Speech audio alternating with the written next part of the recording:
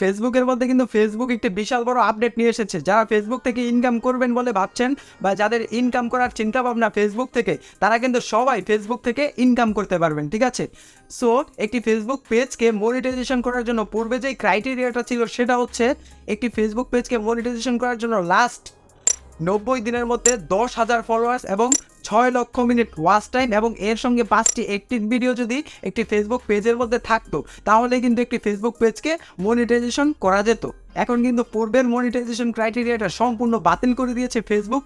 এখন যদি আপনি আপনার ফেসবুক পেজকে মনিটাইজেশন করতে চান, তাহলে আপনাকে লাস্ট 90 দিনের মধ্যে 5,000 ফলোয়ার্স এবং 60,000 মিনিট ওয়াচ টাইম পূরণ করতে হবে এবং এর সঙ্গে 5টি অ্যাক্টিভ ভিডিও আপনার ফেসবুক পেজের মধ্যে থাকতে হবে। তাহলে আপনি আপনার ফেসবুক পেজকে মনিটাইজেশন করে ফেলতে পারবেন।